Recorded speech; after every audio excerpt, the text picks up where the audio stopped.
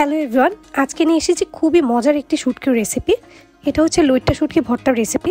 এই রেসিপিটি একবার বানালে বুঝতে পারবেন কতটা বেশি মজার, আর সবাই কিন্তু অনেক বেশি পছন্দ করবে। গরম ভাত বা পোলাওয়ের সাথে অনেক পছন্দ করে অনেকে। এখানে আমি লইট্টা শুটকি নিয়েছি 8-10 পিসের মতো। এগুলোকে আমি ছোট ছোট করে টুকরো করে নেব। লইট্টা শুটকি ভুনা কিন্তু যেরকম মজা, এটার ভর্তাটাও কিন্তু অনেক বেশি মজার। শুটকিটাকে প্রথমে আমি মাথা ফেলে দিয়েছিলাম, তারপর সাইড থেকে ময়লাগুলো ভালো মতো পরিষ্কার করে একেবারে ছোট ছোট পিস করে নিচ্ছিলাম। রান্নার সময় কিন্তু আমরা এরকম ছোট করে পিস করে নিই, ঠিক সেইভাবে আমি এই মতো করে নিচ্ছিলাম। এরপর আমি গরম পানি দিয়ে এই শুটকিটাকে ভিজিয়ে রাখবো। কিছুক্ষণ ভিজিয়ে ভালো মতো কচলে ধুয়ে নেব। আপনারা কিন্তু অবশ্যই শুটকিতে গরম পানি দিয়ে ধুবেন, তা না হলে কিন্তু এটার যে ময়লা বা মেডিসিনগুলো থাকে সেটা কিন্তু প্রপারলি যাবে না। ঠিক এইভাবে আমি কয়েকবার গরম পানি দিয়ে ধুয়ে কিছুক্ষণ ভিজিয়ে রেখেছিলাম 5 থেকে 10 মিনিটের জন্য। শুটকিটা ভালো মতো ধোয়া হয়ে গেলে এরপর আমি পরের প্রসেসে চলে যাচ্ছি। এখানে আমি সামান্য 1 টেবিল চামচের মতো তেল দিয়ে দিলাম।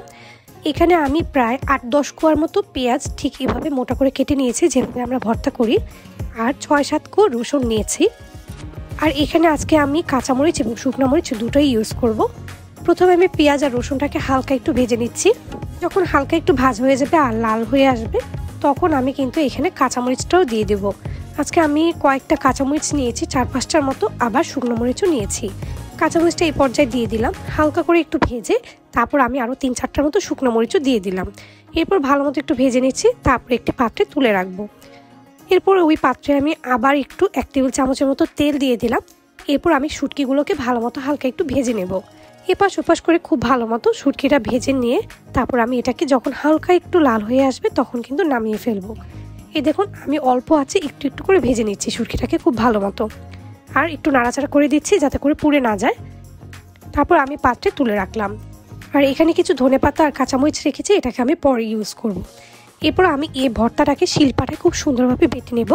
আপনারা কিন্তু চাইলে ব্লেন্ডও করতে পারেন, তবে আমার কাছে মনে হয় এটা যদি শিলপাটায় বাটা যায় তাহলে খুব বেশি ভালো হয়, আর টেস্টও খুব ভালো হয়।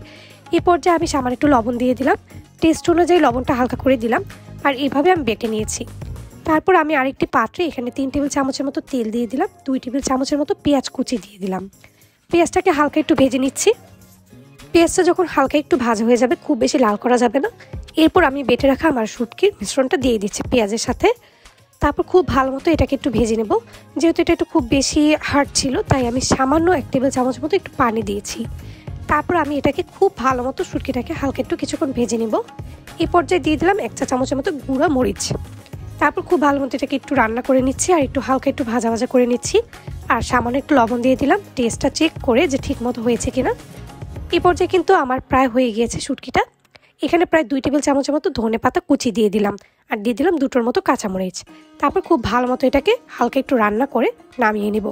ব্যাস, আমার শুটকিটা কিন্তু একেবারেই রেডি। এই রেসিপিটা যদি আপনারা গরম ভাতের সাথে খেয়ে থাকেন তাহলেই বুঝতে পারবেন কতটা বেশি মজার। খিচুড়ি বা খুদের ভাগার সাথেও কিন্তু এটা অনেক বেশি মজা লাগবে, আর পোলাওয়ের সাথে অনেকে খায়, সেটাও অনেক ভালো লাগবে। কেমন লাগলো আমার রেসিপিটি অবশ্যই জানাবেন। ভালো লাগলে আমার সাথেই থাকবেন। অসংখ্য ধন্যবাদ সবাইকে।